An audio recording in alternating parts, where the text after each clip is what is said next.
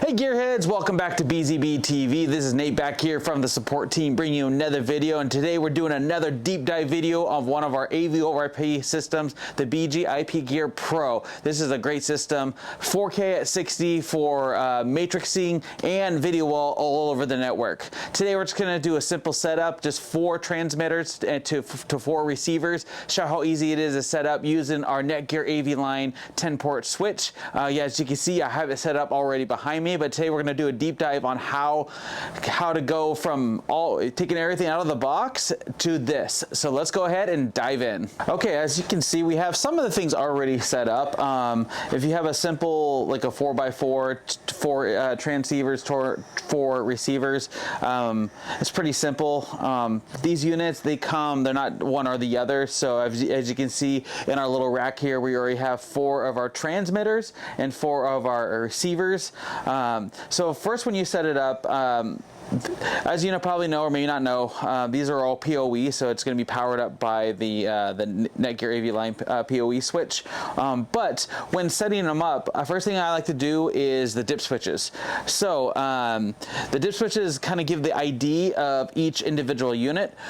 So best for all the receivers is to have all the dip switches in the up position. That's the on position, and when they're all 6 of them are up, that's the open position. So it's not locked to a certain 1x1 to another receiver. So all the receivers dip switches need to be up so that we can matrix them, route them pretty easily.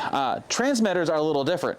So you want to make sure each transmitter has a different ID, and the best way to set the ID is this different dip switches layout. So as long as they're not the same, you're good. So as you can see, my first transmitter, just one of the dip switches down. My second transmitter has 3 dip switches down, 3 up. This one has, let's get a little more defined there. Oh, that's good. I have 2 up, 4 down, and this one has 3 up, 2 down, 1 over. So they're all different. This gives it all individual IDs, because if they all have the same ID, the unit, the control box doesn't know what's what. So in that way, they're individual transmitters.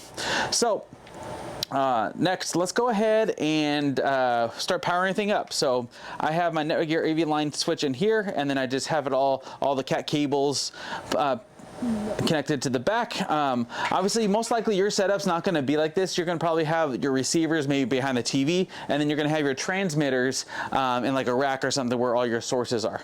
So, but this is just for testing purposes for this video. So I'm going to go ahead and start plugging them in. Blue lights here means good. Next is, let's go ahead and connect our sources and displays. So on the back of each unit, you can see it will say either HDMI input for the transmitter or HDMI output for the displays. So I have my 4 inputs here, all my 4 sources. So I'm just going to go ahead and plug them in.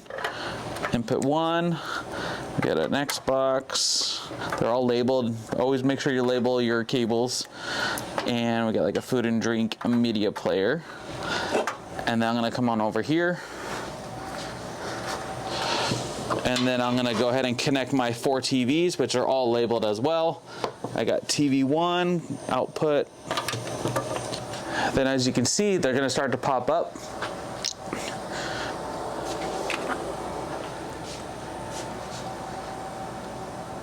There we go. Samsung TV, have to always exit out of that loading screen. But as you can see, they already been routed, but you might, on your initial setup in the control box, you might see that there's no sources on there. We'll go in there and show you how to drag and drop on top of that.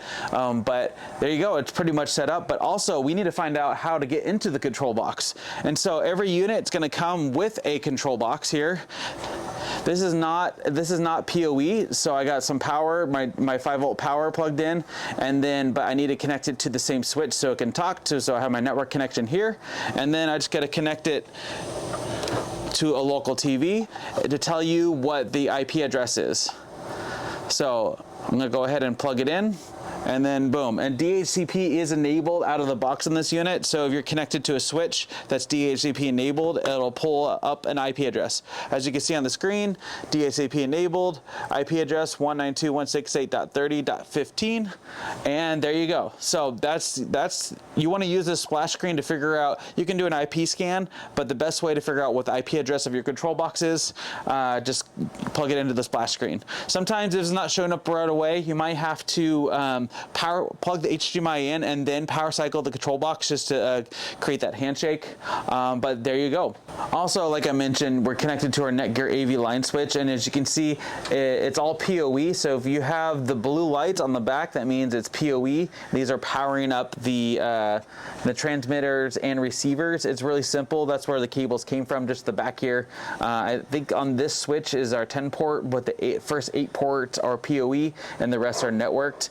So the other 2 ones, I have my local network plugged into one, and then I have the control box plugged into the other. It's a really simple setup. There's also, if you are using this switch, we do have a guide on how to set up the best profile. You want to use the video profile for this unit. It's just the best for just the quickness of the networking of the setup here. So let's go ahead and dive into our control box.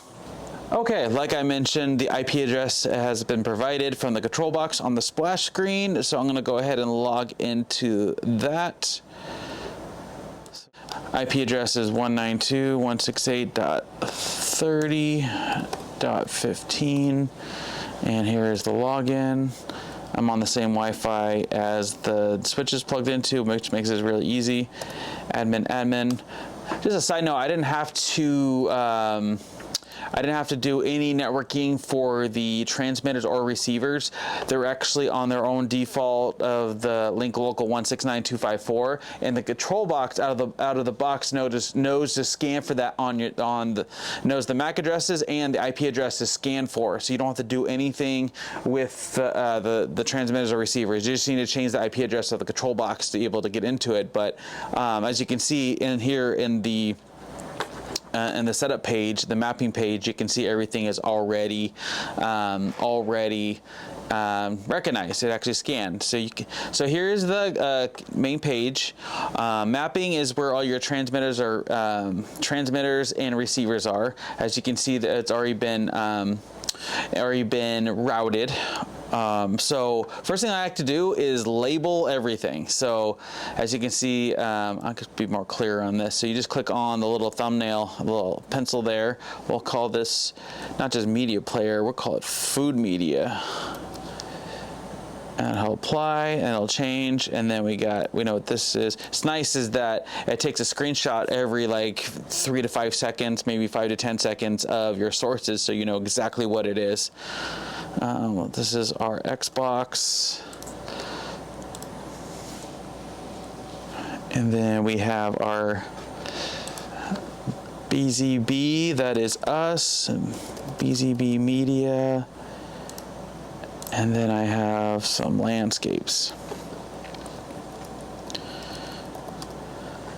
Apply, boom. Okay, there you go. So those are my transmitters, and then I like to label my receivers.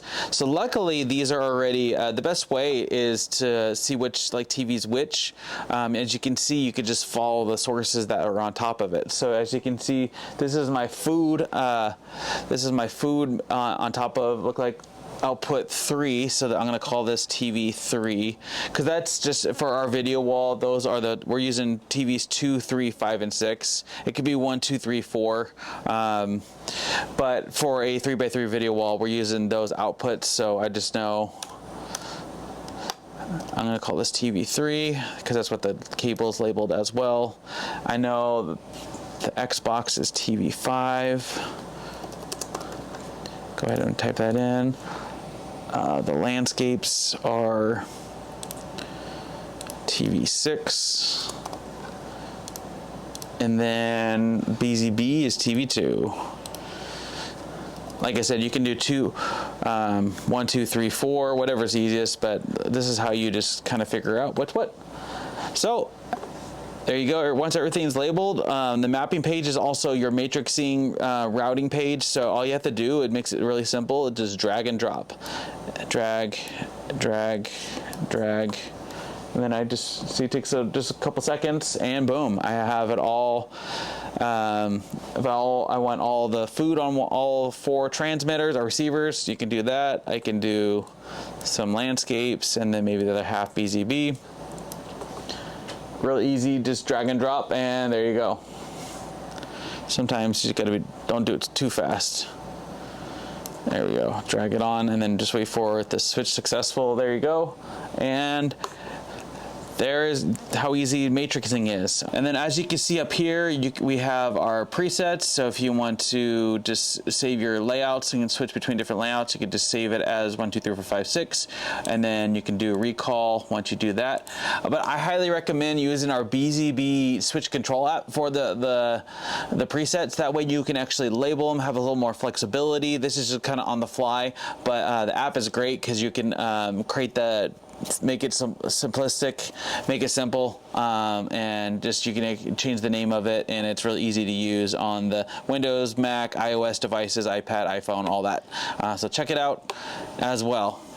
And then, all right, moving on, there's a group tab here. This is where if you have this is for like a robust system. If you have multiple groups of like transmitters and receivers for like one set of TVs, another group over here. So, because if you have like 45 transmitters and receivers, it's hard to organize that. But you could create groups and say, hey, this is my group A, group B, and then you could play around with that here. But we only have four of each, so we don't really need this page right now.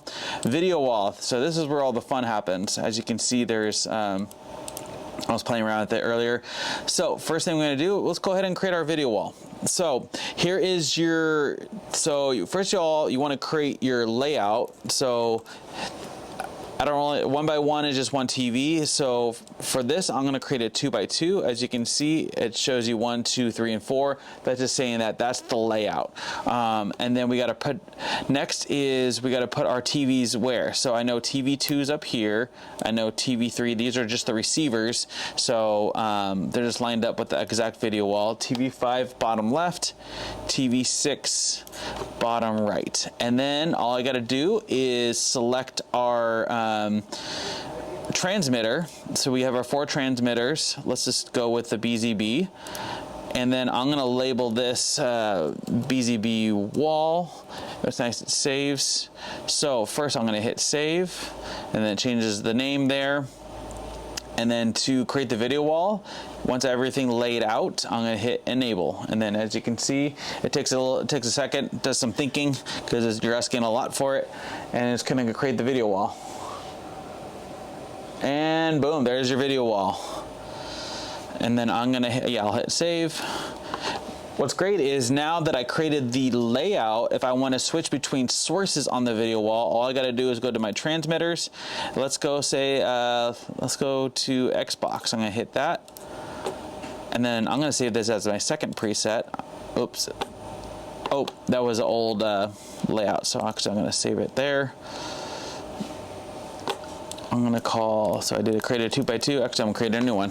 Let's call this Xbox wall 2 by 2. I'm gonna hit save, so that changes right there. And then I gotta hit enable to. Oh, I don't have any. Oh, I forgot to save it. So I gotta create another 1, 2, 3, 5, and 6. I'm gonna hit save. And then I'm going to hit enable, and this will create another wall.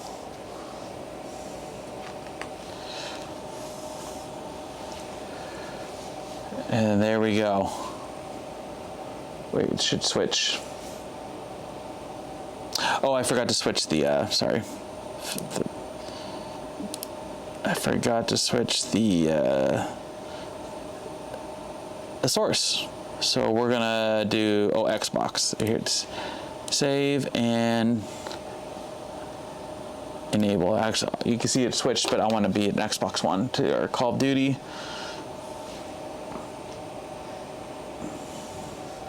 And boom, there's our video wall. So Another question we get is about bezel compensation correction. All you have to do is click on each TV and adjust right here. And then lastly down here is you got your guide on if you want to measure, you can do it right here. Here's a little guide to get the VW, which is the inside, and OH is on the outside, and you can that'll help for your bezel. So continuing here, going through our options here, you got your OSD. So if you want to put something on the screen, some text, you can do that as well. This is a feature that not a lot of people like to use, or just not a lot of people use it. You can also have a timer when it comes on. And then here's your log for information. If you have connection loss, video loss, this is kind of a log. Biggest thing is right here is your setup. Here's your setup page. So this is where all kind of you can see all your transmitters and receivers, TX, RX. You can see the name of it. You can see what the channel that they're on. You can see their IPs. Like I mentioned, they're 169.254.something.something. The MAC addresses, and then your status. You can see the green light. That means they're active, and you can see how long have they been active for. And then you can also go through the settings for individual transmitters and receivers on this, clicking this pencil here. So I'm going to click on that. So if you want to label it, change some things here, you can do that as well. You could turn off the video. I don't know why you would, but maybe, or if you want to turn off the loop out, and if you want to factory reset it, you can do that right here. Or you have blink LED. If you want to, if you're setting it up still and you want to see which one's which, you can blink the LED and you'll see it blink. As you can see, I think it's blinking red right there. I just did that. So you can, that's a useful feature when you're setting up to see which one's which. All right, I'm gonna go back here and then just kind of go into the settings of the receiver. You got RX, you got my 4 RXs. I'm gonna click on here. This is great when you're doing some troubleshooting, you're having some issues maybe with the screen, or just like if it's flickering, I would try adjusting the scaling. Here's some more information real quick. You can turn your CEC on or off, and same with if you're looking to, this is where you rotate the video. If you have especially our video wall, if you have the TV set upside down, this is how you rotate it back at 180 degrees, or if you need to rotate it maybe 90 degrees, if you're looking to create that video wall across 4 vertical TVs but turn it sideways 90 degrees, you can do that here. But scaling, this is where you want to, you could scale. Everything's on pass-through because everything is on the same out-of-the-box resolution. But if you want to downscale, make it look easier, or if you want to lower to HD, if you're having some bandwidth issues, that's why we recommend the Netgear AV Line Pro, or Netgear AV Line network switch is great for this setup. But if you're looking to adjust any of your resolutions, downscale, these are the options here. And once again, factory reset, reboot, all that stuff. So that's your setup page on the devices. System config. Here is if you want to set your time zone, you can do that. If you want to change the IP address, it's on DHCP. If you want to put on DHCP, grab an IP and then put on static, you do that here. If you need to reboot the control box at all, you can do that here. This is just how you want to, if you want to, user interface settings. If you want to go table mode, that's for your mapping. So you got change right there. So if I want to go back, here we go. I kind of like the drag and drop mode. Scan device IP here. This, so if you're really in a more of a secure network and you want to keep, if you do want to put all the transmitters and receivers on your own IP and not use the 169.254, this is where you do it here. And so since the control box scans for the 169.254, you can see right here out of the box, but you can have it scan for its own IP. So what I mean by that is you can actually, if you're more if you have a little more networking knowledge, you would log into each individual IP address of the transmitters and receivers. I'm not going to do that because it's not necessary for your setup. But you could log into that, change the IP address to the same as your control box. So I would go in, change all these to like 192.168.30.x, and then I would switch this to control box IP. And so the control box now scans for its own IP. So the IP address of the control box is 192.168.30. It'll scan for every transmitter and receiver that's on that same IP scheme. It will no longer look for that 169.254 control box transmitters and receivers. It'll look for that. This is a little added feature just for people who are looking to keep their network and they want to exclude it, keep it isolated, have more secure network. If they're more, we've got a couple calls about how to isolate. Just they don't want anyone touching their stuff. So that's how you do it. And then lastly, if you want to just keep everything fresh, you can set an auto rebooter on to reboot the system. You could do that right here. You could do it weekly or daily. Set the time and date, and there you go. So lastly, everything else is pretty self-explanatory. Here's our history of everything we've done. And then if you're looking to change your login and password for your admin, or if you want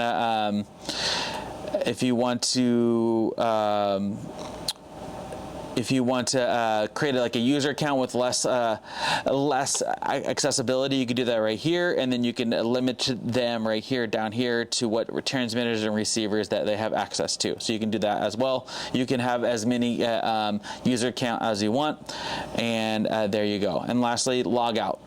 So that is a deep dive of the interface. Like I said, I highly recommend everything's set up, everything's on the same network. I like to use the iPad for switching for your video wall and your matrixing, or the switch control app on your Windows or PC or your Mac. I would use that as well.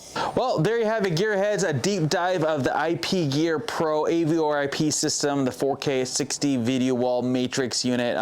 Actually, this is a fan favorite of a lot of users, integrators out there for great setups. But this is just, if this is your first time setting it up out of the box, hopefully this was helpful.